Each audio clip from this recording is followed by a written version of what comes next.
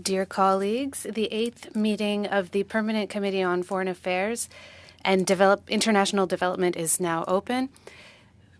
Before hearing from Global Affairs Canada, I would like to start by talking about today's topic. This is a heartbreaking and distressing situation that's particularly for the many victims of this invasion and the many Canadians who have close ties to family and friendship in Ukraine. I know that I speak for members of this committee, regardless of party affiliation, when I say that we are fully seized with the events in Ukraine, and we understand, and this includes the emergency debate that will happen at the House of Commons. I would like to express my solidarity for Ukraine, a peaceful, democratic, and sovereign nation that is a close partner of Canada.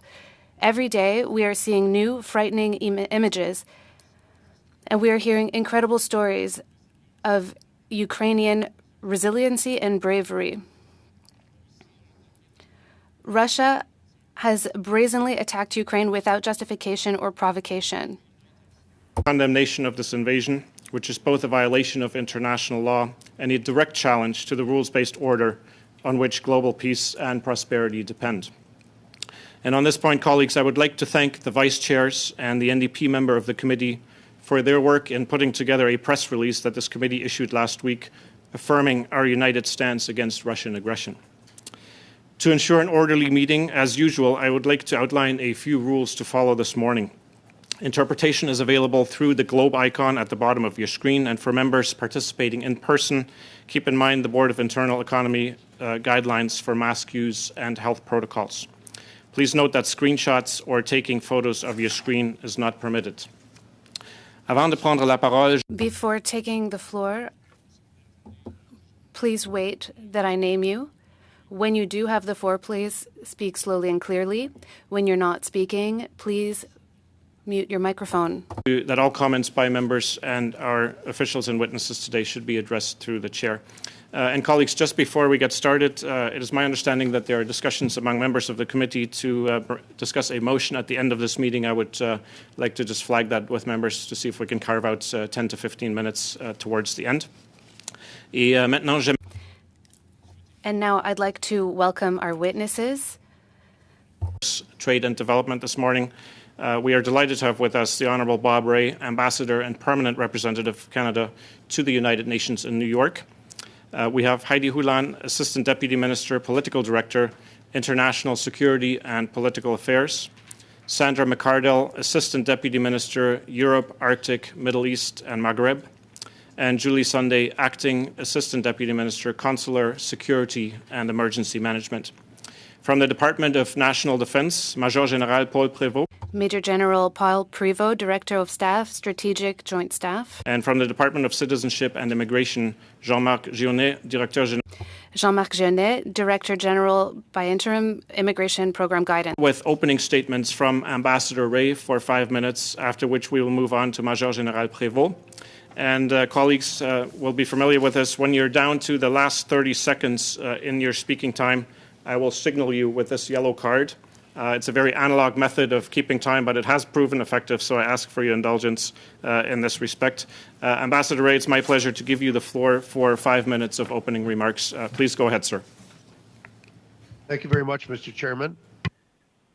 We're meeting at a very solemn and difficult time, and I want to stress to all of you that I'm available for your questions. The only problem I may have towards the end of the period is that our slot speaking in the General Assembly is there, and if it's coming up, I have to go. But I'm ably assisted by my colleagues from the department, as well as General Prévost and Mr. Gionnet, and I'm looking forward very much to this opportunity to speak. We are at an incredibly serious time. The invasion of Ukraine, without justification, unprovoked, is the most serious act of aggression that we have seen in Europe since 1945. L'agression que nous avons vue. The aggression that we've seen in Europe is the gravest situation that we've witnessed since the end of the Second World War. The situation, as you know, is very grave. There's a humanitarian situation that continues to get worse. There are over 368,000 people that have fled the country as refugees. There's an even greater number of people who are displaced towards Ukraine's interior. We're watching the situation evolve every hour, at every moment, and how tragic it is. To comment briefly on the issue of sanctions, as well as the question of the supports that we're providing to the people and government of Ukraine, and looking as well at our consular response. Obviously, I will keep to the time frame, so you will have to appreciate that my comments are going to be somewhat abbreviated. The first thing on sanctions I want to stress is that there were many who thought that Western countries would not be able to come together with respect to the actions required to deal with the invasion. That has proven to be completely false. We are now seeing an unprecedented degree of cooperation and of a more intense solidarity than has been present in many, many other crises. The sanctions that have been posed on Russia, on its financial institutions, on targeted individuals, on many those who have been seen as being responsible for what has taken place, including President Putin and his cabinet and his foreign minister, are without precedent and are already having a most dramatic impact on the Russian economy and, unfortunately, on the Russian people, because there is no choice. It's important to stress as well that the assistance that we're providing to Ukraine is not only humanitarian. The financial assistance we've been able to provide to the government, it's also on the defense side, which General Prévost will be talking about, a very clear indication of our support. And may I stress that Canada's support and friendship and partnership with Ukraine dates back decades.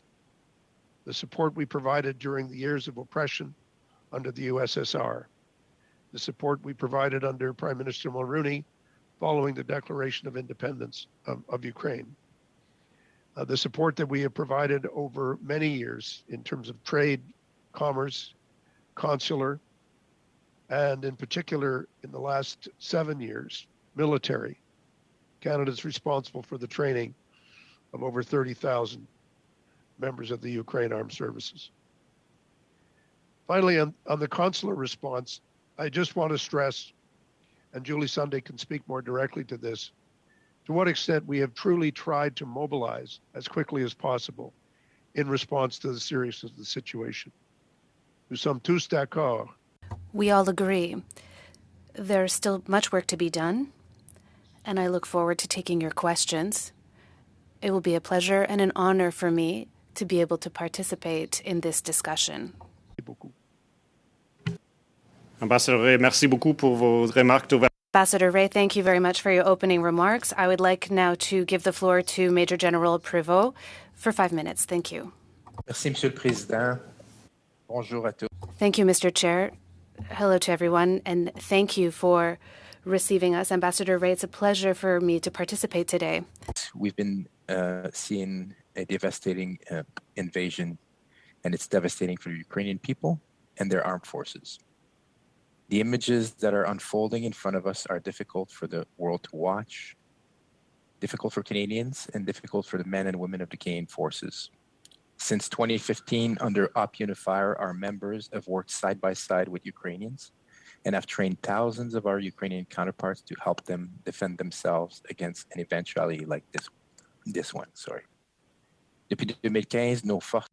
Since 2005, under OP Unifier, we've worked side by side with Ukrainian counterparts to defend against such an attack. In weeks, we have closely watched Putin prepare this terrible invasion. For this reason, we were ready, and all of our troops are now relocated from Ukraine into Poland. We will continue to look at avenues to support Ukrainian security forces in a training role when the conditions allow. We have sent lethal and non-lethal aid, and we will continue to do so in the coming days and weeks. So far, we've sent nearly $8 million in defensive equipment and support items, which have been delivered in full. We have also authorized the provision of an additional $25 million in non-lethal aid, as requested by our Ukrainian counterparts.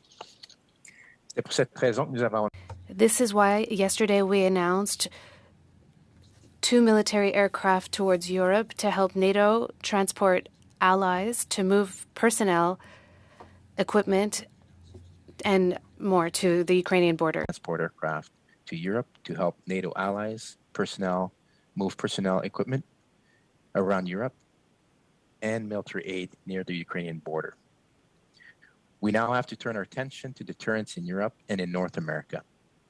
Under Op Your Assurance, our operation in Europe, we will bolster NATO eastern flank by sending additional troops to Latvia, an additional frigate, and the military patrol aircraft, which has recently arrived in Europe.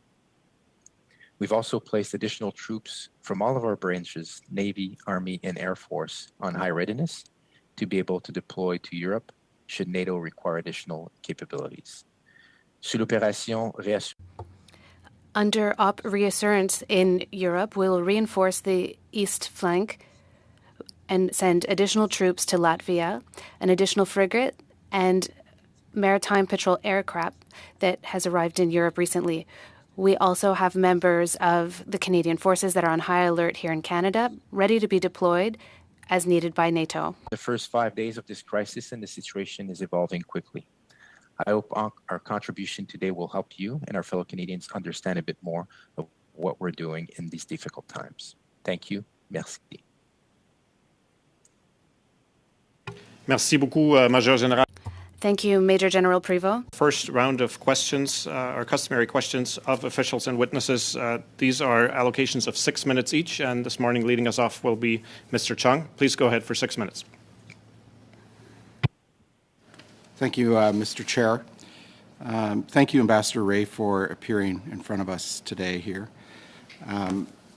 My first question concerns natural gas. Russia provides 40% of Europe's natural gas, and since early December, the Biden administration has been talking with allies and partners around the world, with countries like Norway and Qatar, for example, about providing natural gas to European democracies in the event that Russia cuts off the gas. Canada is the world's 5th largest natural gas producer.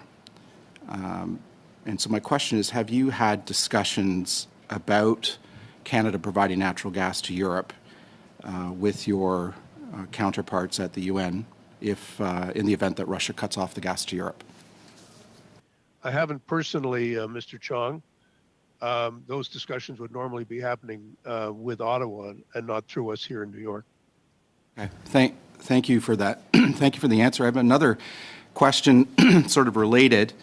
The U.S. administration for some time now has been coordinating with Scandinavian countries, and I use that term very broadly, like Norway, Sweden, Finland, and Iceland, on Arctic security.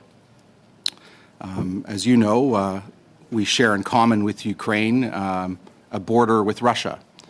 And the U.S. administration has been coordinating with these countries on Arctic security. So, for example, they have been staging U.S. aircraft now from bases in those countries. They have also been coordinating training missions with those countries. For example, U.S. B-1 bombers, for example, have been training with Swedish and Norwegian military aircraft, fighter aircraft. And so I'm wondering whether or not you've participated in discussions with representatives of these nations about Canada joining these discussions, seeing how important Canadian Arctic security and sovereignty is. Well, no, again, I haven't, Mr. Chong, but that doesn't mean they haven't been taking place. It just means that New York is not the particular place where that's going on. But Okay, I don't know whether one of my colleagues could answer that question. Sandra, I don't know whether you or Heidi could speak to that, or General Prevost, maybe. Sure. So let me begin, and then I'll pass over to General Prevost. So certainly, we have been working very closely with the United States on Arctic issues more broadly. It's one of the key elements of the roadmap that we have with the United States, and we do that on a range of issues. But I know you're most interested in security. So with that, I'm going to turn it over to General Prevost, who can speak in particular to some of the work going on in NORAD and other items. General Prevost, to you. Thank you, Sandra. Mr. Chair, so our permanent presence in Europe is really around the Baltics in terms of our land force. We have 540 members, part of the EFP battle group. We work with Scandinavian countries in the NATO context when we exercise. There's yearly exercises where we send components. We recently participated with them as well. And as Sandra mentioned as well, most of the work we do looking at Arctic security is really with NORAD. We share the Arctic with Russia. We watch every day what they're doing in the Arctic, and we are prepared on our side also to defend on the northern side of Canada. Well, thank you. I look, in the defense of Canadian Arctic sovereignty and security, I hope that we are not taking the position that the United States represents our interests with respect to Scandinavian countries. I think it's important that we stand up for our own sovereignty and security in the Arctic, and I think it would be well worth considering us dealing directly in concert with the Americans, with Scandinavian countries on Arctic security and sovereignty. I just have a final question for Ambassador Ray concerning lethal weapons, the policy of the Canadian government with respect to lethal weapons. The government indicated until February 14th that it did not support providing lethal weapons, and the Prime Minister indicated that the reason was that the solution was diplomatic, not military. Then on February 14th, the Prime Minister announced a change in course and said the government would provide $7.8 million in lethal weaponry to Ukraine. In the last several days, the government announced it was providing non-lethal military equipment to Ukraine. So my question is, was the February 14th announcement a one-off change in policy, or is the government now open to sending lethal weaponry, additional lethal weaponry to Ukraine? Sorry, Mr. Chair, I discussed this question directly with the Minister of National Defense over the weekend. We have frequent conversations, as I do with Minister Joly and other ministers. The position of the government is that it's reviewing every day this question. As General Prevost has said, we have been directly assisting with our friends in NATO through the supply of the two planes, large transport planes over the last 48 hours, the provision of as much assistance to Ukraine as possible through NATO. And the minister's in contact with the Ukrainian Minister of National Defense on a daily basis. So I think you can say that this situation is being watched very carefully. Other countries, the Germans and the Dutch, for example, have made some announcements with respect to their change in policy and their determination to deliver weaponry to Ukraine. And that's, frankly, following on from much that we've done. I think it's fair to say that over a long period of time, as General Prevost has stated, our main focus has been on training, which has been remarkably effective in building up the capacity of the Ukrainian military. Mr. Chung, we'll have to leave it there. Thanks very much. Thank you, Ambassador Ray. Maintenant, je passe la parole à Madame. And now I give the floor to Mrs. Bendayan for 6 minutes. Thank you, Mr. Chair. I would like to take this opportunity to thank Major General Prévost, in the name of all committee members and on behalf of the government. Thank Ambassador Ray. We have all been following your interventions at the General Assembly, and I would like to thank you for representing Canada so well at the United Nations. Indeed, Canada has taken a leadership role in supporting Ukraine, as you mentioned earlier, and over the last number of weeks, that leadership has intensified. We have not only been among the first countries to provide humanitarian aid and assistance, in addition to our Operation Unifier and Operation Reassurance that was already on the ground for a number of years, but we've also provided both lethal weaponry and non-lethal weaponry to Ukraine at their request, and we are leading the way in asking that Russia be removed entirely from SWIFT. That being said, I wonder what specific sanctions Canada and the international community could impose that we have not imposed as of yet. I'm not going to speculate on that, except to say that whatever we do in concert with others. Obviously, there are some institutions that have yet to be named, and there are some individuals that have yet to be named. But I'm not going to speculate publicly about what they might be. But I think there's a very clear determination, unparalleled really in modern history, on the part of the G7 countries and other countries to take steps to make its sanctions effective. Just in the last 24 hours, Switzerland has announced that it's imposing sanctions on Russia of a financial nature, which you can appreciate is entirely unprecedented action being taken by the Swiss government. So I think that's a reflection of the amount of common effort that has been involved in getting us to where we are now. Thank you. And I note that Ukraine's president recently asked us to try and remove Russia from the UN Security Council. We saw obviously the impact of Russia's veto a few days ago. While I understand that there are enormous challenges with such an endeavor, I wonder if you could speak, Ambassador, a little bit to the possibilities that exist either at the UN or in other international organizations to isolate Russia diplomatically. Well, I think the isolation of Russia is happening. We'll see in the next 2 days votes in the General Assembly, in which Russia does not have a veto. We'll see discussions taking place at the Human Rights Council, where Minister Joly is today in Geneva, which I think will similarly reflect a very substantial isolation. Our support for a full inquiry, human rights inquiry, should be carried out in our view in what's happened. The notion of expelling Russia from the Security Council, from the UN, is, I think the word is challenging, simply because of the charter. Russia has a veto. In the normal course of events, an expulsion of a member requires the support of the Security Council, which means that Russia could again veto it. The views of the General Assembly would have to be expressed by 2/3 of the members. That's again, we will see as we start to lobby and discuss with the 193 members of the UN how they're feeling about these issues. That itself may be difficult. I mean, let me be very clear. Canada's position is that we're not in favor of the veto at all as an instrument.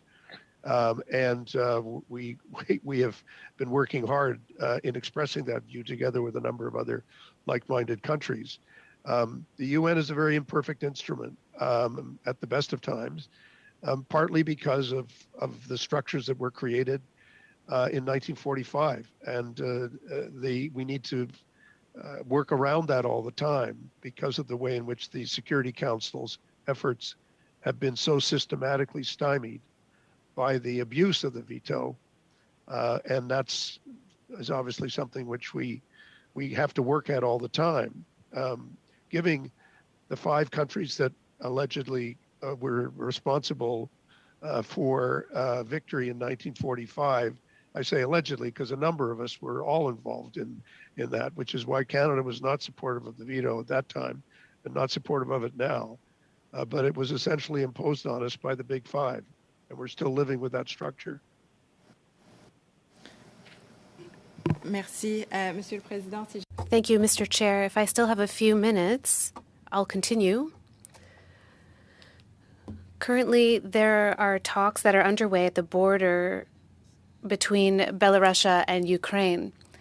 We also know that there was a referendum this weekend. It was seeking to authorize the government to accept Russian nuclear weapons in Belarus. Can you comment on this situation and how it could impact the conflict? Considering that this country is essentially occupied, it's an illegal occupation from Soviet Russia. It's naturally an important question.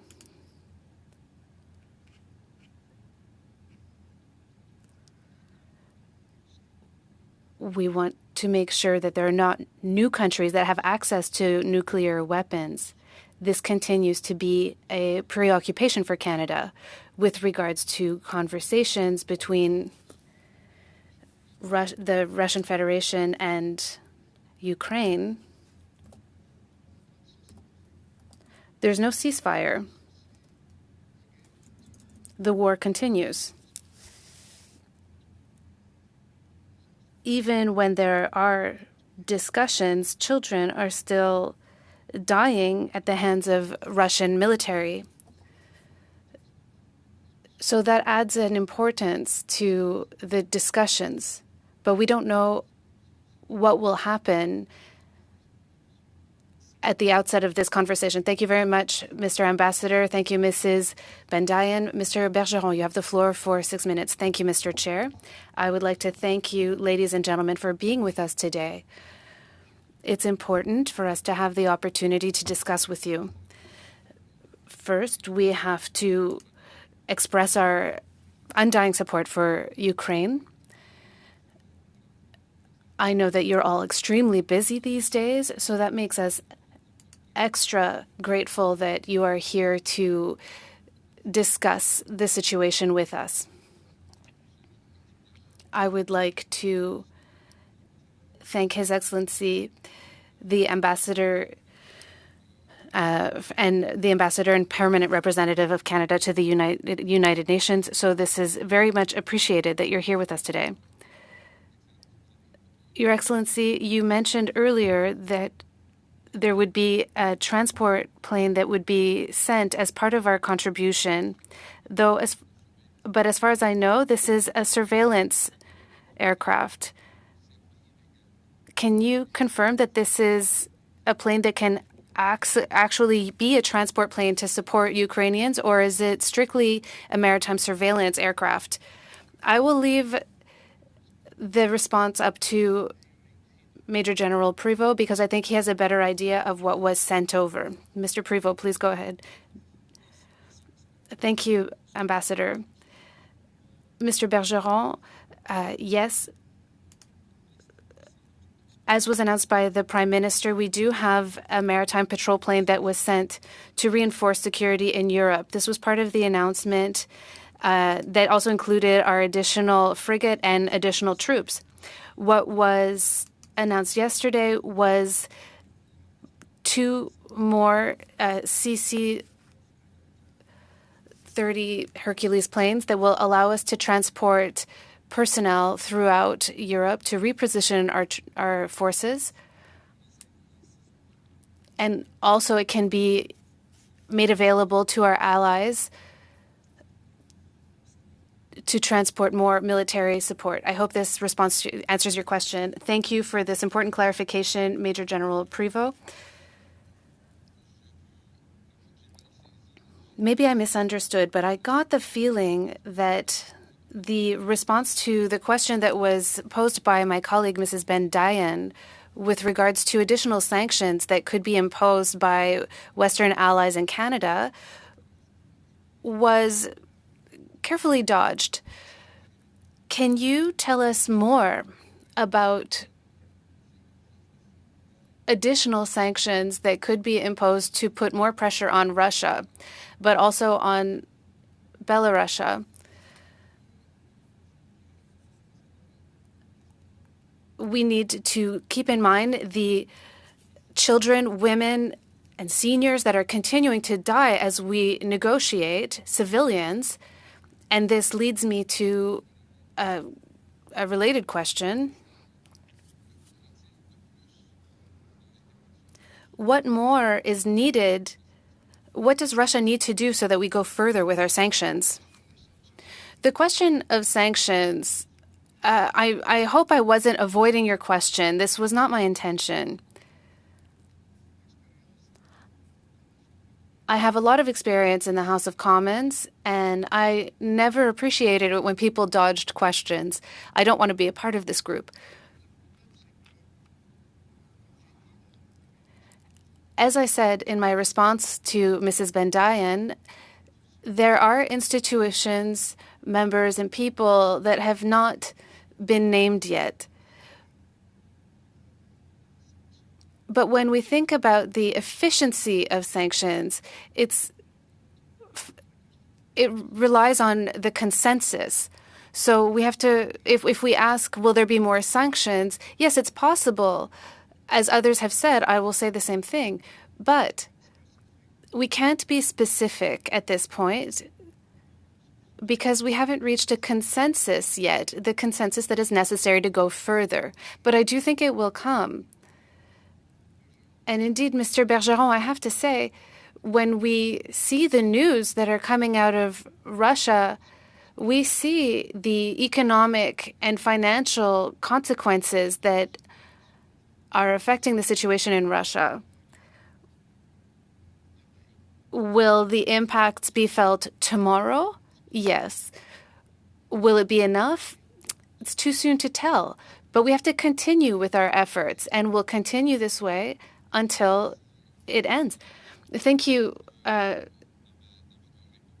Maybe in your additional response to my next question, you could tell us what is necessary. What will have to happen in the field for us to decide to take this further and to consolidate this consensus that is necessary to go further with sanctions? I would like to come back on the question that was posed by Mr. Chong a few minutes ago. Thank you, Mr. Chair. Before the invasion, we were hesitating to provide lethal weaponry to Ukraine in order to avoid giving Russia a reason to attack Ukraine.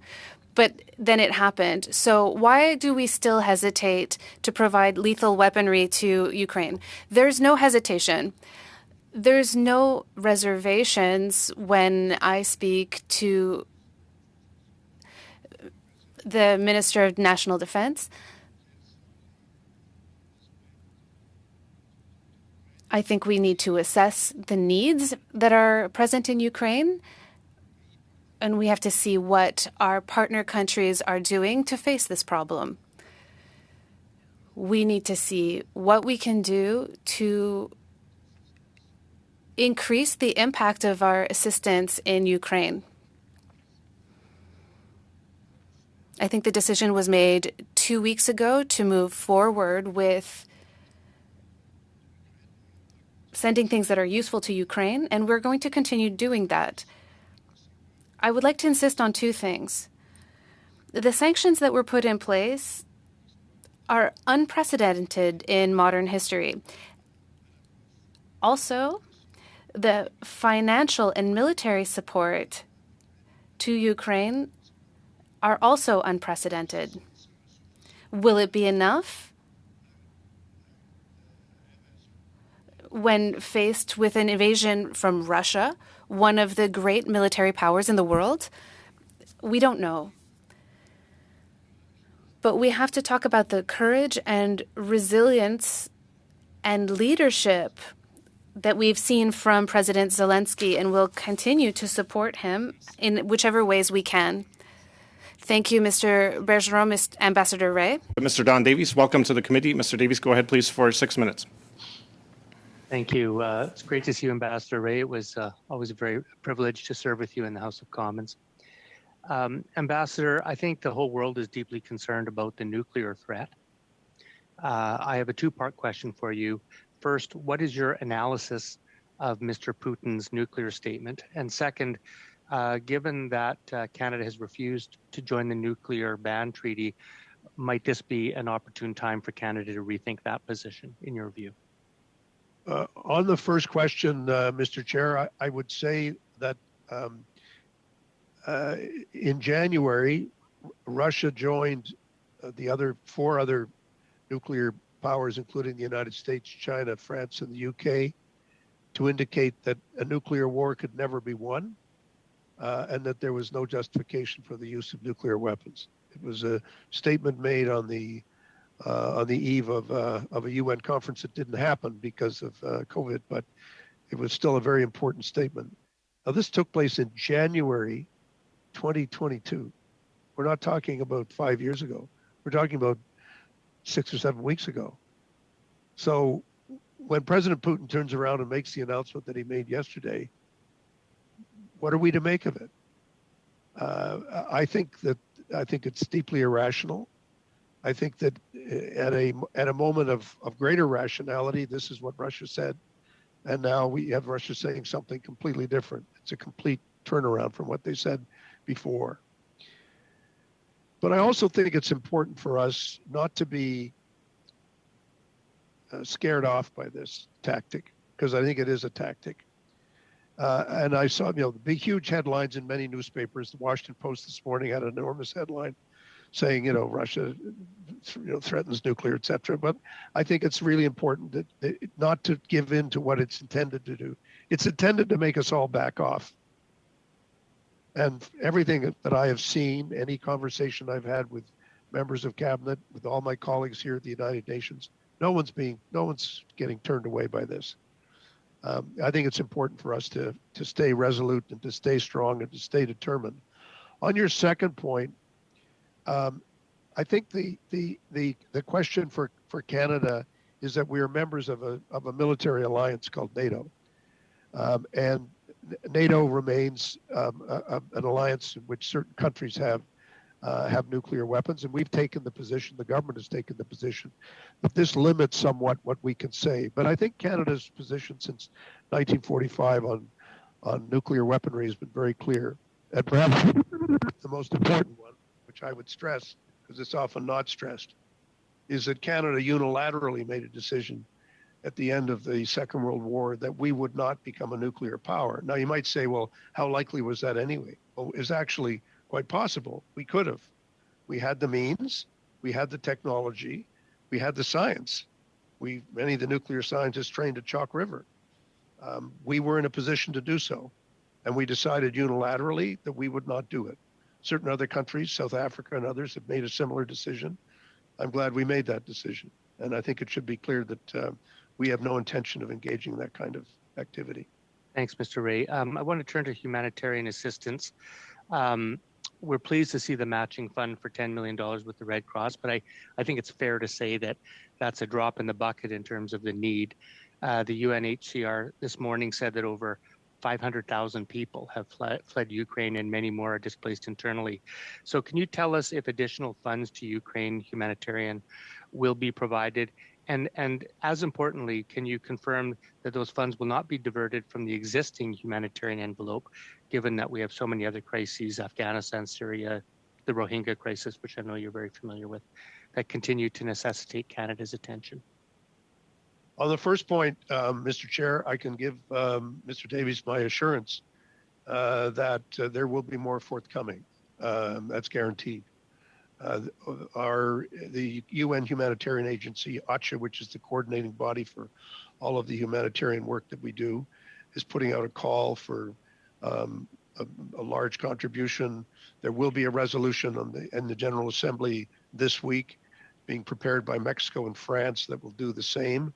And it will clearly call for a very substantial donation by member countries. Canada's always in the top 10 of humanitarian donors, always, and we will continue to do that.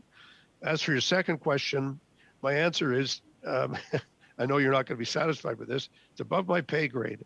I can't guarantee what the budget of the government of Canada will be, but I can guarantee that Canada will be a contributor, and I can express a hope from the trenches that we don't rob Peter to pay Paul. I think that would be a bad precedent. Thank you. The UK announced a registry of foreign entities that would require the true owners of real estate to be revealed. I noticed, I think you retweeted a tweet announcing that. Is that something that you think we should be doing in Canada, Mr. Ray? If you look at my tweets, you'll see that it says very carefully, these are my personal views. Occasionally gets me into trouble. Mr. Bergeron, il est très reconnaissant de ce fait. But I hope that we do. I think a lot of things have happened in the last several weeks that are making it easier for things that need to be done to get done. I think we have to know where property is registered. I think we have to know who it belongs to, and I think for our own security and for our own interests, I think this is valuable information. I think we should have it. Chair, can I squeeze one more quick question in? Very quick. I gave some indulgence to your colleagues, so if it's very quick, 30 seconds or less. I'll make a really quick one. Ukrainians don't require visas to travel to 141 countries, including most of Europe. The NDP has been calling for visa-free travel for Ukrainians for some years. Is Canada considering doing this, and why are we so hesitant to offer visa-free travel to Ukrainians? I'm going to put Mr. Gionnet on the spot. He's the representative from IRCC. I know that the minister is looking at taking whatever means he can to facilitate. I don't know, is Mr. Gionnet there? And just a brief answer, please, if possible. Yeah, so we are indeed taking a number of steps to support Ukrainians and people residing in Ukraine to make it easier and faster to come to Canada. We've announced on the 24th a number of steps to facilitate access to and prioritization of their immigration applications. And we're going to continue to look for ways as the situation evolves to make that facilitated. But the Ukrainian visa requirement is currently not under review. Thank you very much. Thank you, Mr. Davies. Ambassador Ray, it's my understanding that you may have to leave us prior to the end of our full session. We're hoping that we can have you for at least part of our next round. Without further ado, we will go right into that. Leading us off for 5 minutes, please, is Mr. Morantz. Go ahead.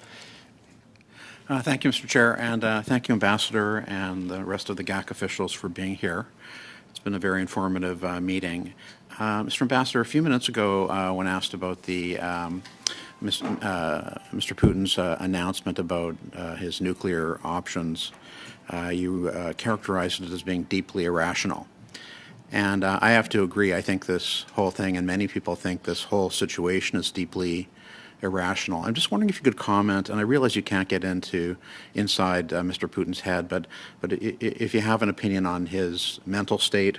And also, when someone is behaving this way within any organization, there are often cracks within the organization itself. And I'm wondering if you have any knowledge, or if you might even want to speculate about what might be going on in Putin's inner circle around this odd behavior.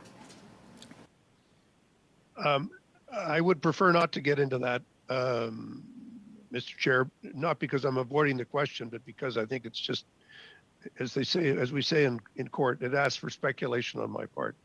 I would say this, however, I have been following Mr. Putin for a long time, and what he says and what he does, and I've found that it's particularly with respect to this issue of Ukraine, his attitude is terrible.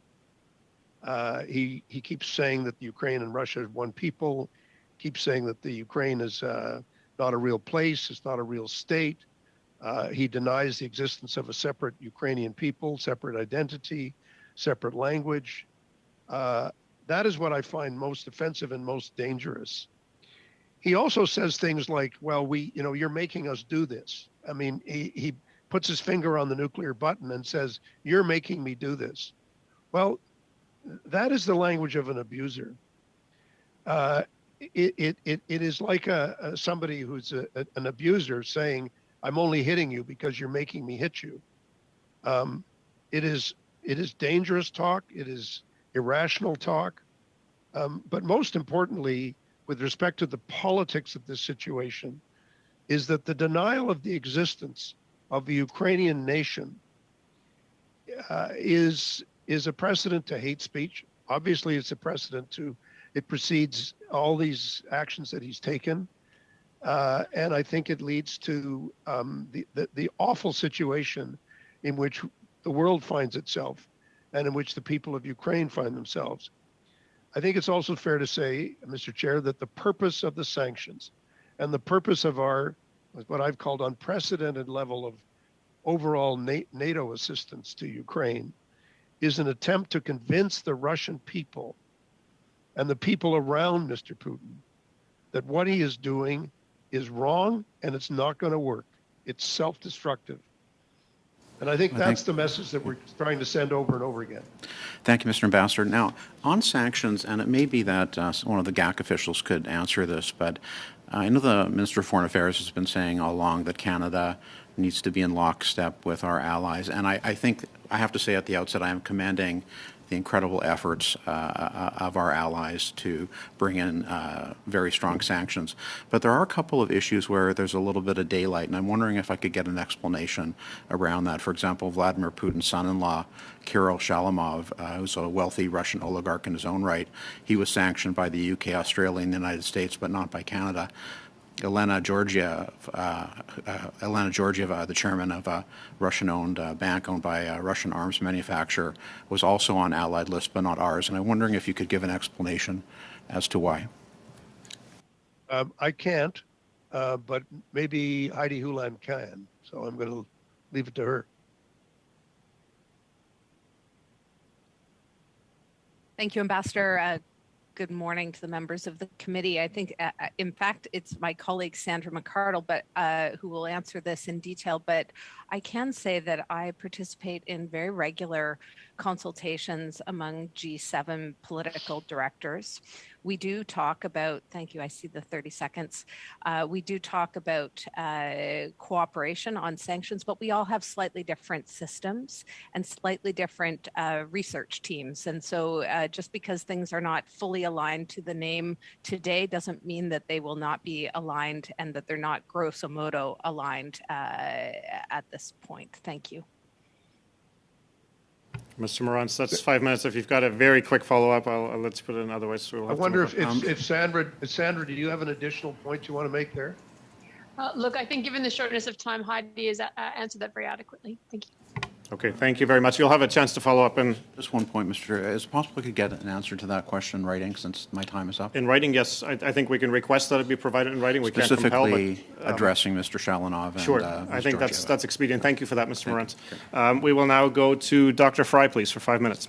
Good morning, everybody. Thank you all for being here and welcome, Excellency, to our meeting.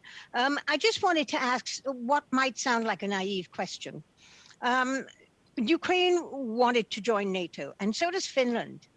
Those two are very, of course, Finland is extremely at risk right now. My question is this. Given where we all are, given that all the allies, including all the NATO allies, are on the page for moving forward with a defensive mechanism, why don't we let them join? Why doesn't everyone agree to have them join? Can that happen? Well, the issue of NATO membership is determined by all the members. And I think it's fair to say that there may not have been complete unanimity before about which countries should join or whether indeed there was a formal application to join. In order for things to happen, you need a formal application and a process of discussion. Whether that happens now, I don't know. But I'm sure there will be discussions, not only about NATO membership, but about EU membership. I think it's President Zelensky's made it very clear in his public announcements the last few days that he's looking, and many European countries have said that they're eager to have him join the EU, which in many respects has historically been just as important to Ukraine as membership in NATO. Thank you, because I thought that might allow NATO to suddenly defend Ukraine on its own territory because of this, but that's why I asked the question. Now, I know about the diplomat diplomatic processes we have to go through as we're doing talks. But what Putin himself has shown is that he's not to be trusted. You know, the old, you fooled me once, shame on you, fooled me twice, shame on me. I think the point is, ever since that 1991 Budapest assurance with regard to nuclear disarmament on Kazakhstan and Ukraine that have made them give up all of their nuclear armaments in order to be assured that their territorial integrity and would be protected. Russia, he reneged on that. Then he came into Crimea. Then he's sitting around at Minsk talks, and everything he says cannot be trusted. Why are we trusting that this man will not be unstable enough to press that nuclear button? It doesn't seem to me that he's a stable human being. And I think he's the kind of guy, when he's backed into a corner, will do anything to fight back. So my question is, why are we trusting these talks that are being held today? Do we think they'll amount to anything? Are we concerned that he will demand certain things that might make him, in fact, keep his nuclear threat going? I mean, I am concerned about that piece. The talks that are taking place in northern Ukraine on the border with Belarus are taking place between the government of Ukraine and the government of Russia. They're not taking place with NATO or anybody else. It was President Zelensky who asked for a meeting, and then they debated about where it would be and what were the terms and conditions of the meeting. They're having talks without any conditions, following his insistence on that. And that means no ceasefire. So that's the reason why we have this very dangerous situation still underway. I don't think it's about trusting Mr. Putin. I don't trust him. I mean, just me as an individual. He says something. If I know it's not, many things he says I know are not true. So there's no reason to trust him. I don't think it's about trust. I think it's about the fact that there will have to be some kind of compromise or something that will happen that will allow for a resolution of this crisis, or else it'll be a fight to the bitter end, and that's not something that I think anybody wants to see. I agree, but I think my question is that we've watched him amassing his military might, including in the Arctic and around Ukraine, for a long time now.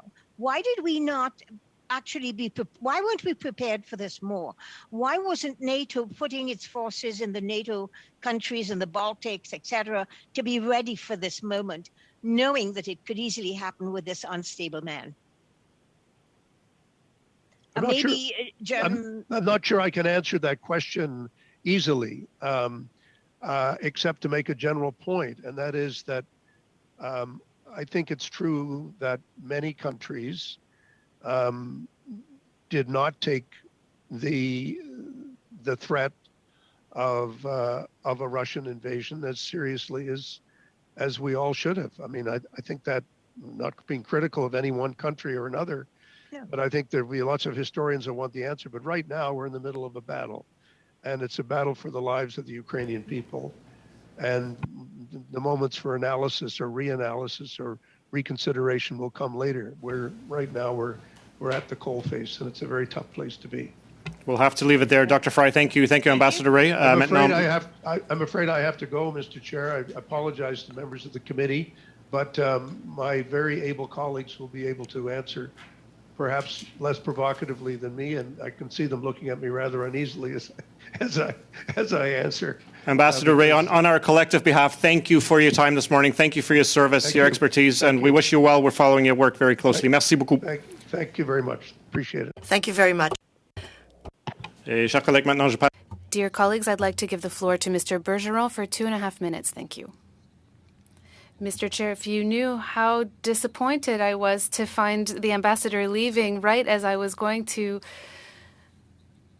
raise a question about some comments he made on RDI this weekend. He said this is the time for the elite, the military, commercial, and other elite to speak up and say that this has gone too far. So I would have liked to ask Mr. Ray this question, but I was wondering if one of you was able to respond to this question. Is there a reason to believe that the military, political, and commercial elite is changing following these sanctions. Mr. Chair, I think I can answer this question in Ambassador Ray's absence. Mr. Chair, listen. We're seeing united action from our partners and our allies, and this is extraordinary. We're seeing the comment come up so often that Russia gave the West and gave NATO a raison d'être that didn't exist before. So the effect of the sanctions is important. We can see the effect on the Russian economy, on their currency. So we're creating internal pressure in Russia, which was our objective. This is not just to touch the elite mentioned by Mr. Bergeron, but also to weaken Russia's capacities to build up the operations that we're witnessing now. So currently, we don't have the capacity to see within the Russian regime, but what we do know is that through our unified action with our partners, with the sanctions and the political pressure that we're applying, we can see real change in Russia. The interpreter would like to mention that the sound has cut out. So we're hoping the sanction will have a greater effect. Thank you very much. The interpreter would like to signal that once again the sound has cut out. I'd like to come back on the question that was posed by Marty Morantz a few minutes ago. When he appeared before this committee, the chief of staff of Mr. Navalny provided a list of oligarchs that should be targeted by sanctions from the West. Based on the information we have, there are names on this list that have not been targeted by sanctions, and specifically by Canadian sanctions. So my question is this: do we keep the door open to impose sanctions on these oligarchs that are supporting Mr. Putin? A brief answer, please. We have this list that was written by Mr. Navalny. And as was mentioned earlier by Ambassador Ray, we are still collaborating with partners on future targets that we can use to impose pressure on the Russian regime. So we're not at the end of option. We still have options, but we still have to wait for the right time. We have to choose our moment to have the greatest impact. Economic sanctions take a little bit more time. Thank you, Mr. Bergeron. Please, for 2.5 minutes. Go ahead, sir. Thank you. I'd like to come back briefly to the nuclear ban treaty. Ambassador Ray went to great pains to tie NATO into this. I know that there's an upcoming the first member meeting of state parties to the treaty is coming up, and other NATO countries are, I am informed, sending observer delegations to that treaty. Are there any plans for Canada to do so as well? Mr. President, I'd like to turn to my colleague Heidi Hulin to respond to that question. Thank you very much. We follow developments on the treaty with great care and interest, and we're constantly collaborating with colleagues on all sides of this debate. I have to tell you that I am not at this instant in possession of an answer to your question, but we would be happy to follow up with the committee. Thank you. Thank you. And in answer to my question about visa-free travel for Ukrainians, I think the very end the statement was said that it's not under review. Could I get that clarified, please? What exactly does that mean? Mr. President, I turn to my colleague from Immigration to respond to that question. Thank you, Mr. President. I think it's important to give a bit more context, as I was pressed for time in the response, to give an overview of the measures that we currently have in place to facilitate the travel of Ukrainians. With respect, I'm not looking for context. I'm specifically looking for an answer to the question of why we are not considering giving visa-free travel to Ukrainians in these circumstances. And given that, I think I said 141 countries have done so. I'm not interested in hearing other things that we're doing. I want to know why we're not considering that. So in response to that question, Mr. President, the reality is that we do have existing pathways and are expediting the processing of immigration applications for Ukrainians and persons residing in Ukraine. And we are putting them all in front of the queue. We have put in place measures to waive fees, but we do have to ensure that we do the proper vetting and screening of those applications, even though they are being prioritized and put in the front of the queue. We want to make sure that we are able to maximize the use of the pathways that exist. Sorry to belabor this, but if 141 countries do not require visas, I'm just wondering, what is the rationale that Canada is employing to still require a visa? What is the concern? And just a brief answer, please. So again, the assessment is done on a country-by-country basis, and at the moment, it is not under review. Mr. Davies, thank you very much. We will go on to Mr. Genuis, please, for 5 minutes. Mr. Davies, thank you very much. We'll go on to Mr. Genuis, please, for 5 minutes. Thank you, Mr. Chair. And I won't repeat the question, but I do want to just say on the record that Conservatives are supportive of and have called for the lifting of the visa requirement as well. It was part of a comprehensive statement that we released on the weekend, and hopefully the government will respond to the calls from multiple opposition parties. I was going to ask Mr. Ray about his views on war crimes committed by Mr. Putin and by other actors within the Russian military. He has said that he believes war crimes have taken place.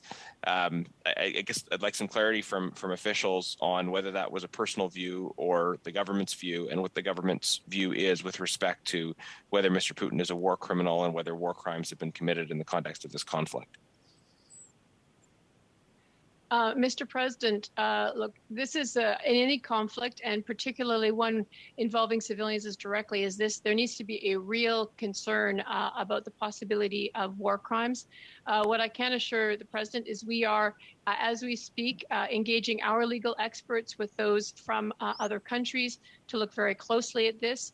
Mr. President, you're likely aware that Ukraine itself is already calling for a case at the ICJ related to Russia's invocation of genocide as a justification for its actions. We are working very closely already with our Ukrainian colleagues on, for example, the work of PS 752. As well, we're working with our legal colleagues from the Netherlands, with whom we have worked on Syria and Myanmar. So just to say absolutely live to this question, it's important. We need to be very certain of the work going forward and of the facts that can be collected on the ground. Okay, can I jump in? I mean, you're live to the question or the possibility. Okay, it sounds like you are not prepared to say war crimes have taken place, but you believe further investigation is merited. Is that a correct summation of the position of the government? I think what's important is that we are able to document what's happening on the ground. If it meets the threshold, that it needs to be pursued in the correct venues, and we are working with our legal colleagues to make sure that happens. Okay, I regret that Mr. Ray is not here because he specifically tweeted 5 hours ago war crimes with reference to reports of dozens killed by indiscriminate Russian shelling in Kharkov. So Mr. Ray is saying war crimes, and you are saying we need investigations with respect to claims of war crimes. That's not a question. That's just sort of a statement of fact, I suppose. So would you say Mr. Ray is speaking in a personal capacity and not on behalf of the government when he says that? I think what's important is that Canada works very closely to understand what's happening on the ground. All right. Thank you. I want to ask about the protests that are happening inside Russia, growing Russian opposition. Has the government of Canada issued statements with respect specifically to internal Russian opposition? What does the government see as steps that Canada could take in support of the Russian opposition in this moment? And is the government in talks with key Russian opposition figures about these issues? certainly in terms of what's happening inside Russia, we're watching this really closely. It's important. As you know, we've been very supportive in the past of a number of those who've had the courage to stand up to President Putin. The circumstances are really challenging, as you've seen a number of those individuals have been arrested or otherwise silenced by President Putin. So how we engage needs to be done so in a way that is very respectful of their security. I would say the other part that we're looking at really closely is around the broad question of disinformation. Our Minister Joly has been very keen to get that issue raised forward. It was raised in the G7 foreign ministers meeting on Saturday. We need to get real facts into Russia, and we need to be able to support those who have a voice of opposition. Okay, thank you. And just please add my voice to those who are calling for us to engage with and support the Russian opposition. And one key way that we can do that is by following through on Navalny's recommendations with respect to sanctions. And I echo the calls from many of my colleagues that we sanction now those who were part of Navalny's list. And I think, frankly, we should have done that prior to this invasion. And Mr. Chair, I think that's my time. That is spot on, Mr. Genuis. Thank you very much, and thank you, Ms. McArdle. We will now go to Mr. Oliphant, please, for 5 minutes. Thank you, Mr. Chair, and I want to thank our officials for their work in all those departments for continuing to follow this minute by minute, day by day, as a crisis that I think is unprecedented in our lifetimes in terms of threatening our own peace and security as well as that of friends and neighbors. Following up on some of the discussions that have happened in today's meeting, as well as this progression of sanctions and other measures that have been taking place, I am wanting to push a little bit more on other sanctions, and I will say very much that I am now speaking as the Member of Parliament for Don Valley West, more than as a parliamentary secretary, because I have those two roles in my head. But as a Member of Parliament, I am wanting our government to push further. I am very clear about that. The limits on that obviously are that we need to do this lockstep with allies, with like-mindeds, and we keep building that momentum towards a constant approach. But are there other options on the table that we can continue to work with our allies on in terms of sanctions that could reach deep into the economy and the fabric of Russia? So, Mr. President, as I mentioned before, we are looking at other ways we can work with our partners to have to put additional pressure on Russia. That will absolutely include sanctions. But I would take note of other tools that are available that have been putting pressure on Russia as well. So certainly we're seeing, consumer groups. We saw the announcement today about products from Russia. We have seen Rogers and Bell announce that they will no longer carry Russia today. There's a real swelling of popular support for Ukraine that is really a multiplier effect for things that we can do as government.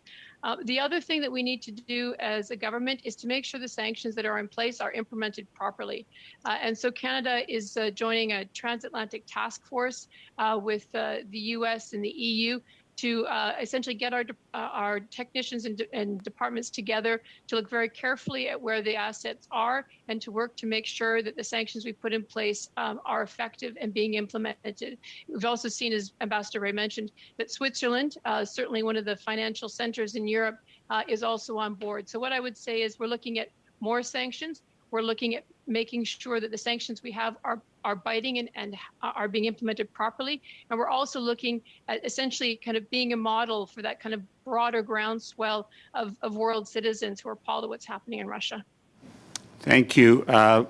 Thank you very much. And I think that shows the concerted effort that officials and our political leaders have taken on this issue to ensure that we don't move simply passionately, but we also move logically, realistically, and concertedly with our allies. With respect to that, in terms of military intervention and further support, I was very pleased to see, obviously, that we are sending additional non-lethal equipment and supplies to help Ukrainians in this battle. Turning to our DND folks, can you say what other areas we could be considering over the coming days or weeks that could be helped? I know that we have responded to Ukraine's requests early, and I'm just wondering if there are other things that you are beginning to consider that we should be mindful of as parliamentarians. Thank you, Mr. Elephant. Mr. Chair, so we are constantly looking at what we can do. I hope you still have me. So we are looking at what we have right now. We're obviously, you've seen that we've sent 4 flights already in the recent weeks of lethal and non-lethal aid. We're continuing to look at what we can do inside of defense in providing more. The minister was clear with that yesterday. The announcement that was made yesterday on the 25 million, I believe my colleagues from Foreign Affairs may have a bit more further on that. We'll continue to do what we can. But I think it's important to remember that the best contribution that Canada's made, we've been the strongest ally for Ukraine since 2015. We had the biggest presence in the training mission. That is what Canada can contribute best. We're glad to see that our allies are now sending more aid to theater, but we've been there from the beginning, and we will continue to do whatever we can to help Ukraine in a difficult moment. Thank you very much. I wanted you to say that. Of time. Merci beaucoup, General Prévost. Thank you, Mr. Oliphant. We will now go to our next round, our third round, and it will lead off with a 5-minute allocation to Mr. Abdeltaif. Please go ahead, sir. Thank you, Chair, and thanks to the witnesses. The questions around immigration, I'm sure most of us have a large number of the respectful community, and people are asking about immigration. What could happen? Because it doesn't matter how the military operation and the war ended. At the end of the day, there's many displaced people within Ukraine, and there's some people who already fled the country. The question probably to Mr. Gino, is about how ready we are to assist Ukrainians that wants to come here, or families that wants to sponsor or bring their relatives here. And any idea, are we ready? Do we have preparation for the number? If you can brief us on that, would be great.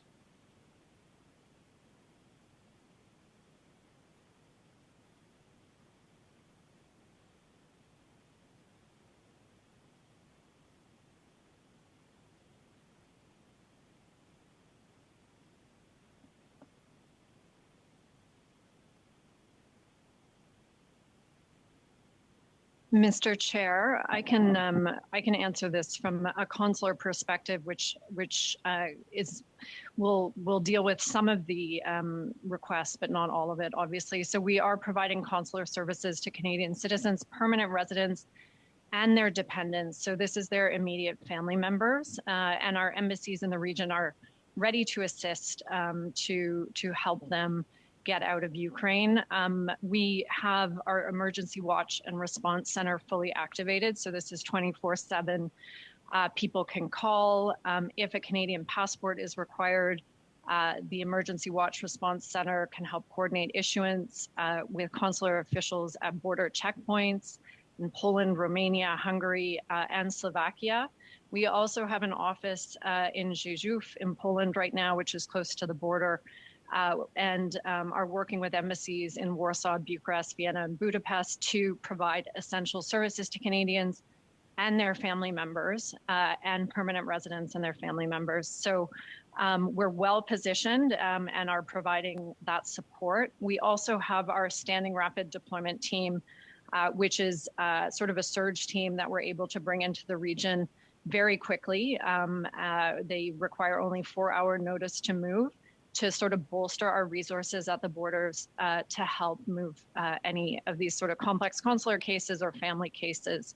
Any idea the number of cases that we've seen in the last few days? You must have some records on that, do you? So I can say that we've seen a surge in our calls. There are a significant number of calls. Right now, we have 1,045 Canadians registered on our sort of formal ROCA. This is our registration of Canadians abroad. This number is likely low because this is a voluntary registration. But certainly we are there, we are available for people to reach out to us directly and have been sort of publicizing how to get in touch with us. IRCC also has a phone line set up, and they would be dealing with sort of visa requests, immigration requests there. And the last thing I would sort of mention is we've also launched a crisis website on February 19th. People can go there to get border information, to get sort of any sort of information around sort of public health requirements, et cetera. I can tell you in Poland, like, documentation is not an issue. People are getting out. The borders are very permissive right now, and certainly people are getting across if they want to. So in special consideration to the crisis, we are trying to be prepared to take, let's say, 500,000 people if necessary. So I have to refer that question to my colleague at IRCC, but we are ready to support Canadians. Can you send us something right on this? Because I do have a question for Monsieur Prévost, if that's okay, on the operation. Yes, Chair, I can see 30 seconds. On the operation on the ground, how do you make of the assessment so far for the last few days? Do you believe that Putin or President Putin probably thought that would be much quicker than it's taken with the resistance of the Ukrainian people and army? Thank you, Mr. Chair. Thank you for that question. Rapidly with the time we have, so we do agree. We agree that we think Mr. Putin thought he would go faster. Obviously, there's been some back and forth along all fronts. You're tracking the offensive against Kyiv, probably not going as fast as they thought. Same against Kharkiv, and then also moving from the south into Crimea. But you're correct. It seems like it's not moving as fast as he may have thought. Thank you. Thank you very much, Mr. Abeltayev. Thank you, Major General Prévost. The floor now goes to Mr. Isasi for 5 minutes. Please go ahead. Thank you, Mr. Chair. Allow me to thank all the witnesses for being here today. It's been very, very helpful. Now, I believe I will begin with Ms. Hulan. As you know, we have all witnessed the United Nations fall into dysfunction because of Russia's veto, and the General Assembly will be taking up this issue. I was wondering whether it is the position of our government to liaise with members of the General Assembly and to ensure that hopefully we can get a very strong resolution out of the General Assembly and make sure as many members of the international community are on board. So if you could shed some light on what we are doing in New York. Yes, thanks very much for that question, Mr. Chair. I'd like to also take the opportunity of having the floor to respond to the earlier question about removal of Russia from the Security Council. That is a move that would require 2/3 of the General Assembly, as Ambassador Ray said, but also ratification by all permanent members of the Security Council. So it would require that Russia agreed to its own removal from the Security Council. I just wanted to clarify the charter rules there. The answer to your question is yes. We are very actively engaging in the General Assembly with a view to building the broadest possible support for a resolution in the General Assembly, of which we are co-drafters.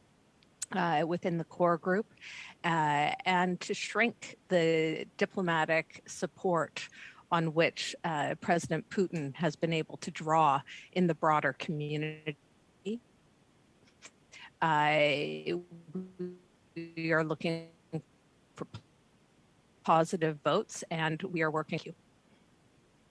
Thank you. Now, if I could ask Ms. McCardell a question. Ms. McCardell, as you know, there are going to be many, many ramifications to Russia's assault on Ukraine. The reality of the matter is that Ukraine has been the breadbasket of Europe, with agricultural exports to numerous countries, in particular in the Middle East. So would you mind sharing with us some of the concerns that we should be focused on as we deal with the terrible consequences of this invasion, in particular countries in the Middle East? Thank you, Mr. President. Look, I think it's clear that as horrible as what is happening in Ukraine is, there will be a lot of ramifications across the globe, whether it be energy prices or food security, that we will need to be addressing and preparing for. And on the specific question of food prices in the Middle East, we are very concerned about this. As the President, Mr. President, as you likely already know, these are areas that are highly prone to instability, where the balance between meeting daily subsistence and not is a precarious one, and even slight changes in the food prices can make a big difference to daily lives, but also to stability in fragile countries. And this, you can only imagine what this means in a country like Lebanon, for example, which has already seen a devastation of its economy. So what I would say is that we have development programs in these countries. We are looking at humanitarian options. In some countries, like Lebanon, we already have humanitarian contributions. We will be working with the World Food Program and other UN agencies to see how we can provide basic subsistence if it comes to that. But the bottom line is that we need to be ready for the economic fallout of this conflict on a number of countries that are still fragile, either from internal instability or for the impact of COVID. Quite frankly, this is happening at a terrible time for all kinds of reasons, but certainly for a number of countries, they will find themselves really precarious, and couldn't agree more with that observation. Thank you very much for that. Now, if I could turn the attention on Ukraine itself. The international community is currently asking for unfettered humanitarian access to the Ukraine. Could you unpack that for us and tell us what our vision of that unfettered access is, our vision or the vision of our allies, and how likely is it that we will see some progress on that front? And just a brief answer, please, in the interest of time. Sure. Unfettered access means exactly how it sounds. We believe that humanitarian agencies should be able to get to the people in need. This is a question that is beginning to emerge across Ukraine. We will be working closely with our UN partners who are very experienced and working in difficult environments. They're well placed, as are other groups like the ICRC, the International Committee of the Red Cross. We will be supporting them, and we'll be working with our like-minded to put pressure to ensure that humanitarian access gets to the people who need it. Thank you very much, Mr. Assassi. Maintenant la parole est à Monsieur. Now the floor goes to Mr. Bergeron for 2 minutes. Thank you, Mr. Chair.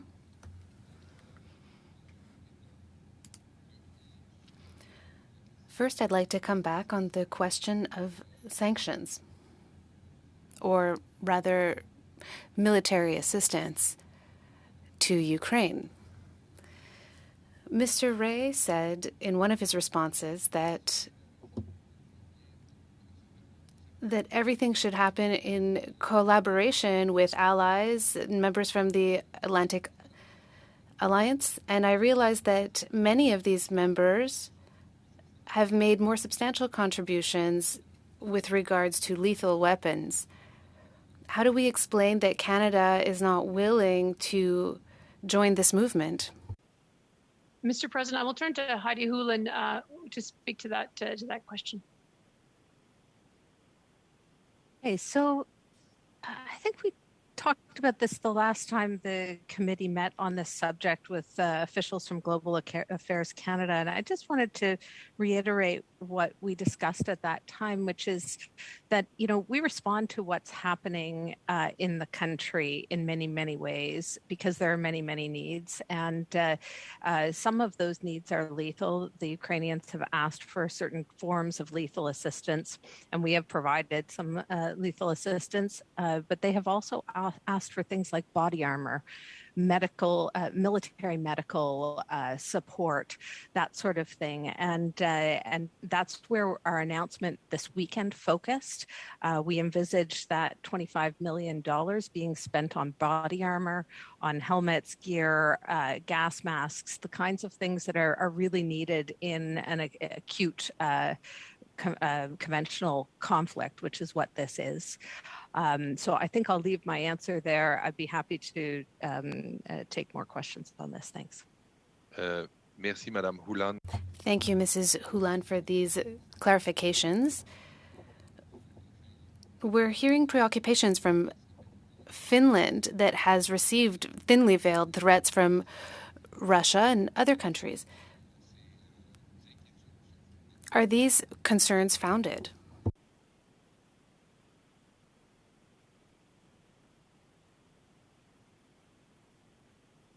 Thank you very much. I think, you know, it's fair to say that Russian behavior right now is, generally speaking, extremely provocative and destabilizing, whether it's in relation to the nuclear issues that you have raised here at committee today, or it's in relation to opposition figures in country, or it's in relation to Ukraine's right to exist as a country. I don't know precisely the comments you're referring to in relation to Finland, but just to say that we take all aggressive behavior and words extremely seriously indeed, and we work with our partners on that. Thank you very much, Ms. Hulan. Merci beaucoup, Monsieur Bergeron. Mr. Davies, please, for 2.5 minutes. I have a small clarification, if possible, Mr. Chair. Was this not a 6-minute round? Mr. Bergeron, if there's only one panel, we continue third, fourth rounds. So your 2.5-minute time is up. Thank you, Mr. Chair. I'll make a note of it. 2.5 minutes. Thank you. It's been noted by some keen observers that there is a complete absence of women at the talks in Belarus today, which leads me to focus my next question on women. Can officials from GAC inform the committee how we are supporting women in Ukraine, including the women's organizations that have been funded by Canada to date? I'll start and then I'll pass it on to my colleague, Heidi Hulen, who is responsible for our Peace and Stabilization Operation Program. But what I can say is that we have been working certainly since 2014, but really diligently on supporting women through our development programs. They've been a keen focus of developing women's capacity to play a political role, an economic role in Ukraine, support in rural areas.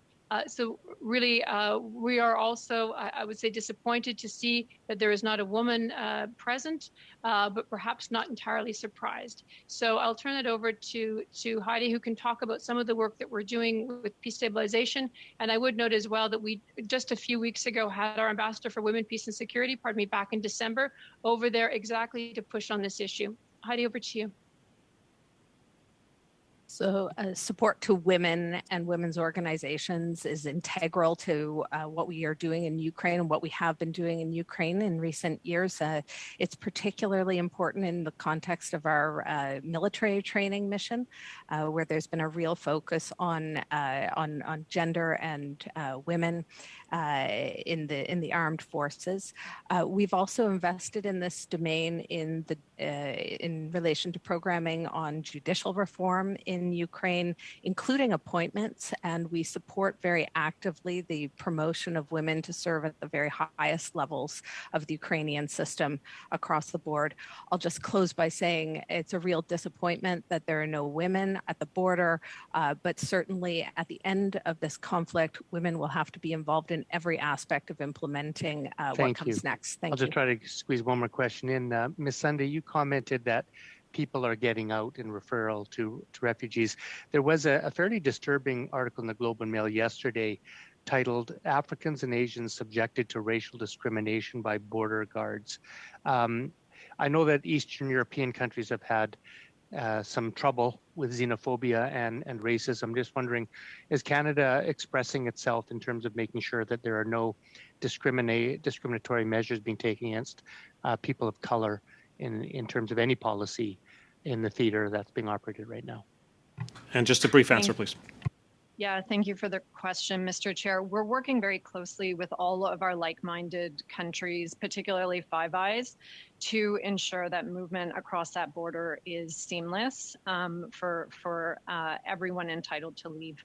And so certainly we'll continue to do that to support exit for those wishing to depart. And again, our sort of overall assessment is that the borders are moving. There are very long lineups on the Ukrainian side, and we have been in discussions with officials, Ukrainian border officials, to look at ways that can be expedited, or that we can better support exit of individuals from Ukraine who are wishing to leave.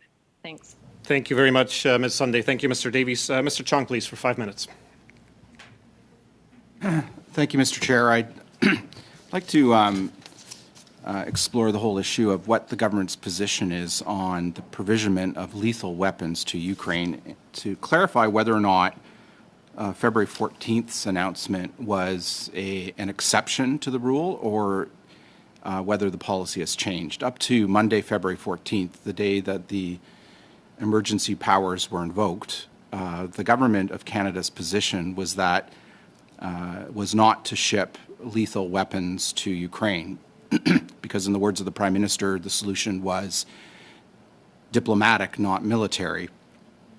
On February 14th, the government announced it would be shipping lethal weapons to Ukraine. And so I want to clarify this important issue, whether or not the government is prepared to ship lethal weapons to Ukraine going forward, or whether that February 14th announcement was an exception to the previously stated policy. Mr. President, I'll maybe begin with that, and then I'll turn it to my colleague from National Defense to speak more fully on this. But look, what I would say is that the situation on the ground has evolved and evolved quickly. I think when we last spoke to this committee, I think we weren't even certain that a full invasion was really what was in the cards. So I think as events have evolved on the ground, we and the rest of the world have evolved with that to understand how we can best support Ukraine, how we can do that in consultation with our allies to make sure that it has real impact. I think, fundamentally, as the needs evolve, we have been there at every stage to support Ukraine. So I will turn over to my colleague from National Defense to perhaps speak specifically to that lethal weapons question. But I think clearly the government has provided lethal weapons and has offered that real support to Ukraine, and as Ms. Hulan just said, is going to the full range of things that Ukraine has asked us to assist with. General Prévost? Sure, I can jump in here. So first, I'll say the sending weapons to a country is not something simple, and it starts with what do we have to offer. So when we sent the last package, it's what we had to offer on the shelf here. It's difficult to send. There's many complexities here, but first of all is what's available from now. So we did this, and I think we have to view this as a complementary effort. All allies provide what they can. There's an issue of interoperability. Is what we're going to provide here available for Ukrainians? Are they trained on this? If not, why send it? There's many nations providing weapons that Ukrainians are familiar with at this time, and I'll come back to what I've said since the beginning. What Canada has provided over the years is training to Ukrainians. That's what we're known for, providing good training, and we've been there all along side with them for 7 years. Thank you. It's been, I'm somewhat surprised at a comment that was just made that when the department last appeared in front of the committee on February 3rd, that the Canadian government wasn't sure if a full invasion was imminent. President Biden and the American intelligence community have been saying for months now that an invasion was going to take place, that all scenarios were anticipated. So I'm somewhat surprised that that the department wasn't sure if a full invasion was imminent on February 3rd, only several weeks ago. So that's just one comment I have. I'm wondering if there are any. This is for the Department of Defense, National Defense. I'm wondering if there's any discussions that are going on between the department and the Pentagon about the new military cooperation that's taking place between the American administration and Scandinavian countries, such as those countries allowing U.S. Military aircraft to be staged from their air bases, such as joint training missions involving U.S. bombers and Scandinavian military fighter jets. I'm wondering if Canada's involved with any of those discussions, because they do relate to Arctic's security and sovereignty as well. So I'm not aware of any specific discussions on that. What I can say here, Mr. Chair, is that we're in constant communication with NATO and NATO allies on all those issues, on to how we're going to continue to bolster the security in Europe, how we're going to continue to bolster the eastern flank in Europe.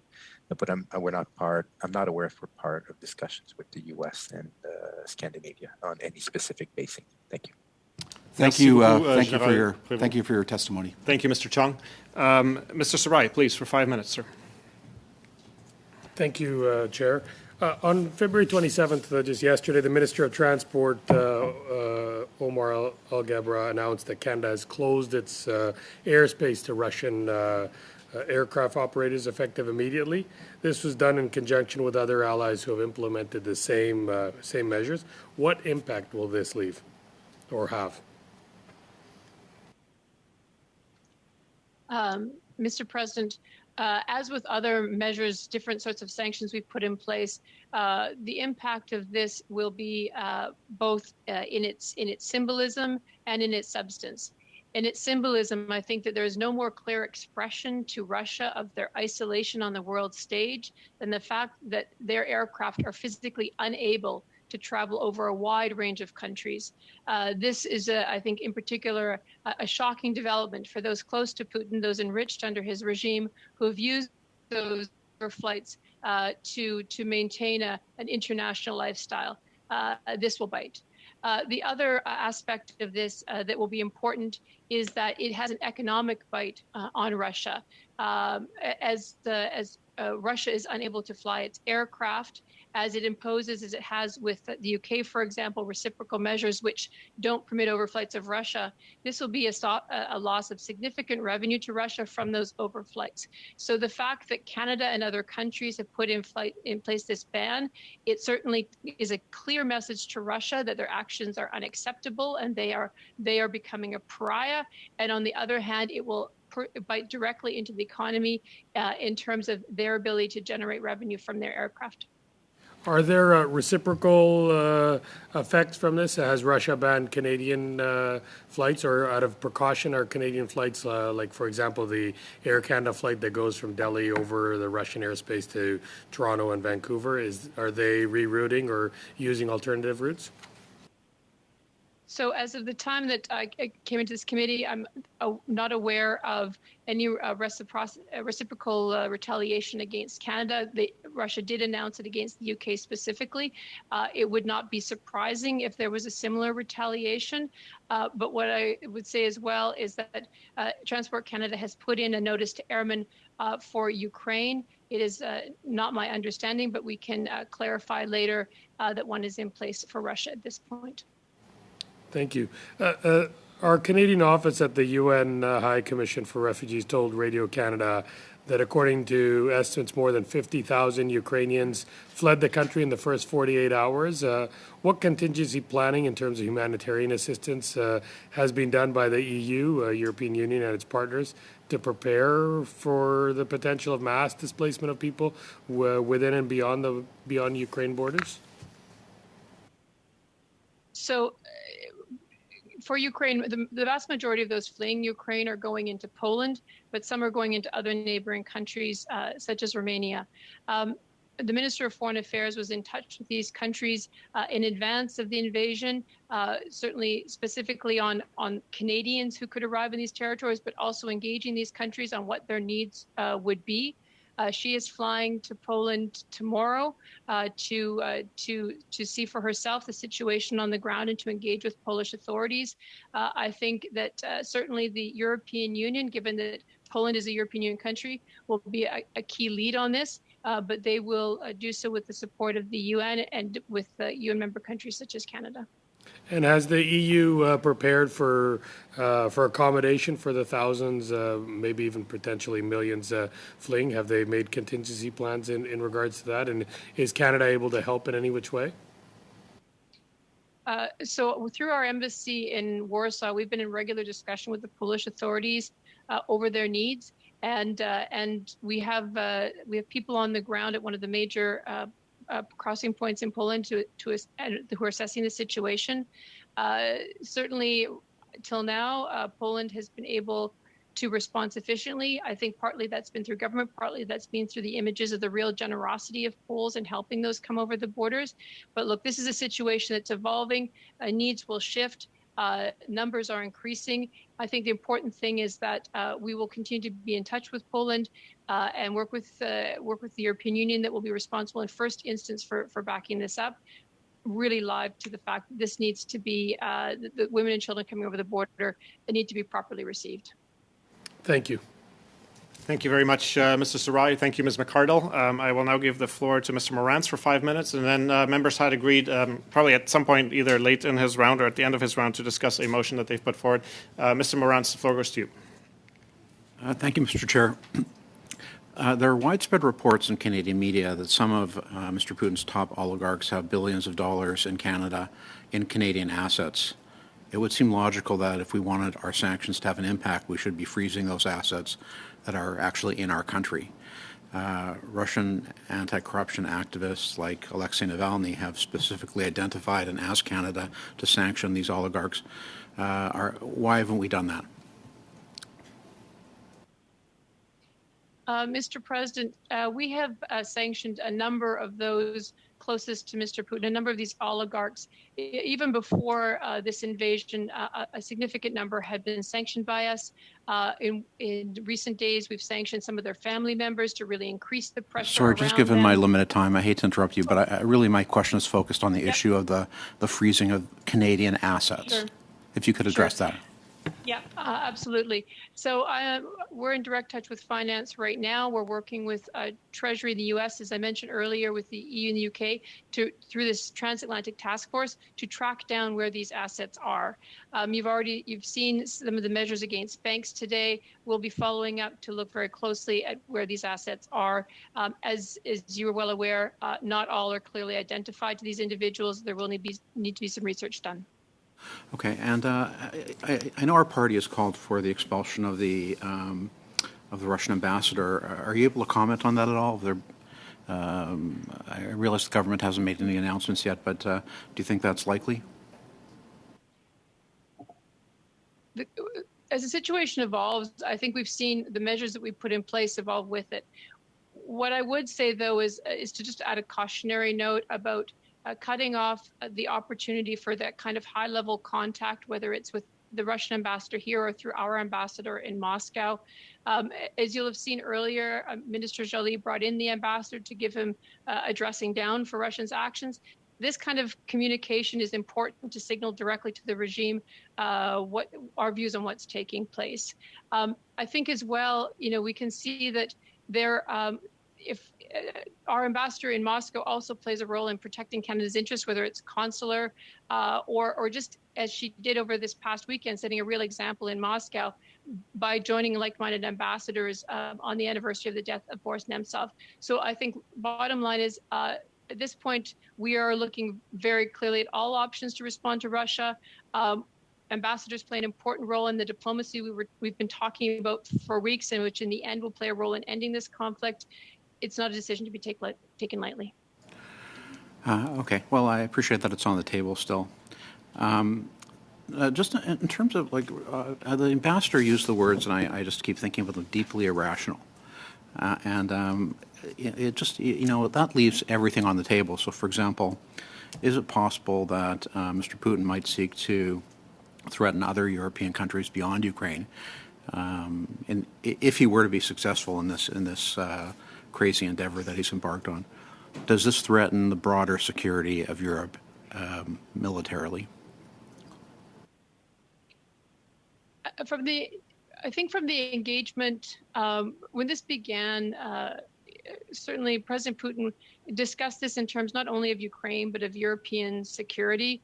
And I think over the course of these past weeks, you've seen neighboring countries to Russia ask for and receive enhanced presence from NATO countries. There is a lot of anxiety over what President Putin could do. I think that we just need to stay in touch, be ready to respond, be ready to support allies. The rest would be sort of speculation, I guess, at this point. Okay, and my last question is, and if there's enough time, you could respond in writing as well, but basically what I wanted to find out was, does our sanctioning legislation have any mechanism that holds the decisions made by Global Affairs to account? Is information about this process published anywhere? Is there any reporting on how these sanctions are tracked and if they're being enforced at all by the government? In terms of the sanctions, there is reporting on that, and certainly I think committees such as yourselves do a good job in holding us to account, as you are today. But happy to provide further detail in a written response. Thank you. Thank you, Mr. Morans. Thank you very much, Ms. McArdle. Colleagues, if you agree, we will ask our witnesses to just stand by for the rest of the meeting, just in case there are any questions with respect to the discussion that we're now going to embark on. We do sometimes ask witnesses if they wish to connect. I think in this case it's directly related to what the witnesses have expertise on. I will now give the floor to Mr. Chong to present his motion. Merci, Monsieur le Président. Thank you, Mr. Chair. I give a notice of motion. So I'm proposing the following: that the Standing Committee on Foreign Affairs and International Development report to the House of Commons that they denounce the unjustified attack against Ukraine that was ordered by the Russian President Vladimir Putin, a clear violation of international law. The previous invasion of Ukraine by the Russian Federation in 2014 and the illegal annexation of Crimea into the Russian Federation, and the Russian Federation and President Putin for these violations of international law and attacks on Ukraine's sovereignty and territorial integrity.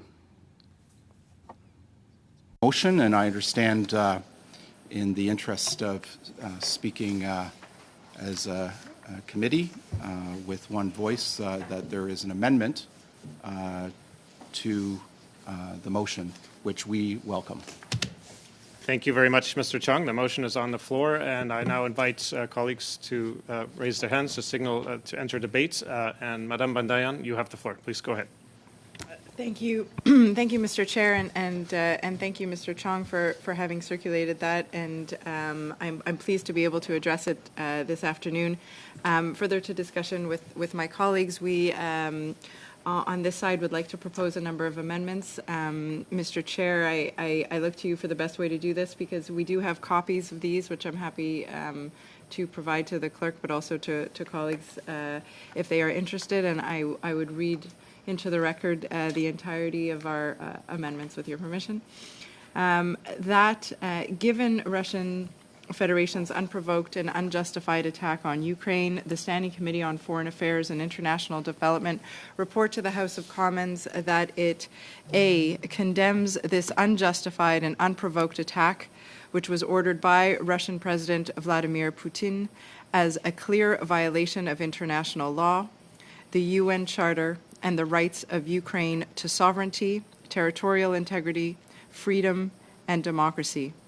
B, condemns the illegal recognition by the Russian Federation of the Ukrainian regions of Donetsk and Luhansk as so-called independent states, and the 2014 invasion of Ukraine by the Russian Federation and their illegal annexation of Crimea.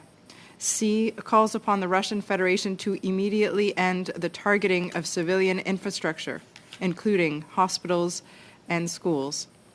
D, calls upon the Government of Canada and all parties in the House of Commons to support 1, the continued imposition of severe economic penalties, including sanctions, targeting President Putin's inner circle, including Russian oligarchs and those who have supported this egregious violation of international law. 2, the provision of support to the government of Ukraine, the Ukrainian armed forces, and the provision of humanitarian aid to the people of Ukraine. 3, the issuing of an order of general application directing the CRTC to a new broadcasting policy that would remove state-controlled broadcasters that spread disinformation and propaganda from the CRTC's list of non-Canadian programming services and stations authorized for distribution, effectively removing Russia Today from Canadian airwaves, and 4, the removal of Russia from the SWIFT payment system, a critical part of the global financial system, an action which must be pursued in collaboration with international partners. And finally, E, stands unwavering and united in our solidarity with the people of Ukraine. That consists of the motion that we would suggest move forward, hopefully on a unanimous basis on behalf of this committee, Mr. Chair. Madame Bandayan, thank you very much. So there's an amendment to Mr. Chong's motion on the floor that has been read in detail. I now invite debate on the amendment. I see that Mr. Abultayev has his hand raised virtually. Colleagues in the room, if you wish to intervene, please signal my attention as well, and we will compose a unified hybrid list of interveners. Mr. Abultayev, please go ahead. Chair, I thank you for giving me the time. I like to see, is this an amendment or this is just a proposal of another motion by the government? I'd like that to be clarified. Yes, procedurally, thank you for that, Mr. Abultayev. It's important to clarify it is effectively an amendment to Mr. Chong's motion that's been proposed by Madame Bandayan. Monsieur Bergeron, s'il vous plaît. Oui, Monsieur le Président. Yes, Mr. Chair. I would simply like to say that I am totally in agreement with every word that is contained in the original motion and in the amended motion. So you can count on my support. Merci beaucoup, Thank you, Mr. Bergeron, for these words of support. To intervene on the amendment. Mr. Morantz, please. Yes, I just want to add my voice. I completely support the original motion as amended, and I look forward to voting in support of it. Thank you. Thank you very much, Mr. Morantz. Any other debate, any other interventions that colleagues wish to make, virtually or in person? Mr. Davies, please go ahead. Thank you. I would just like to add the support of the New Democratic Party to this motion as well. Thank you very much, Mr. Davies. And Mr. Oliphant. I would just like to commend all the members of the committee for being able to work on this so well. These issues, I think, are well beyond any partisan differences, and I think the original motion was excellent, and I think the amendments are good, and thank also particularly Mr. Chong for his improving the amendments. Thank you very much, Mr. Oliphant and Mr. Chung. Let's go through this procedurally, colleagues. We have a few minutes left to do this, but I sense that there is unanimity. Is there any opposition to the amendment that has been introduced by Madame Bandayan? Any opposition? Seeing none, colleagues, the amendment passes unanimously. That takes us back to the main motion as amended, brought by Mr. Chung, amended by Madame Bandayan. Any other discussion on the motion as amended? Mr. Chung. I move that we have a recorded division on this. Thank you. Thank you, Mr. Chung. A recorded vote has been requested. Madam Clerk, if you could take us through the vote on the main motion as amended, please. Thank you, Mr. Chair. Ms. Bandayan. Oui. Mr. Isasi. Yes. Dr. Fry.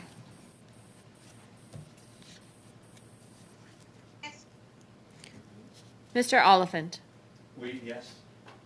Mr. Sarai. Yes. Mr. Abul Taif. Yes. Mr. Chong. Yes. Mr. Genuis. Yes.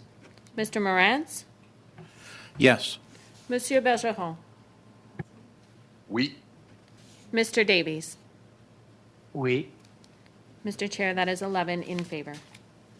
Madam Clerk, thank you very much. The motion as amended passes unanimously. Congratulations, colleagues. Thank you, Mr. Chung, for bringing the motion.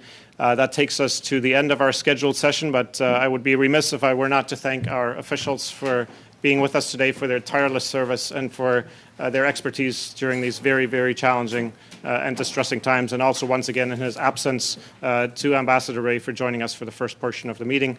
And of course, to our House of Commons team, our clerk, and to all our interpreters and support staff who are keeping our committee on its feet. Merci beaucoup, chers collègues. Thank you very much, dear colleagues. The meeting is adjourned.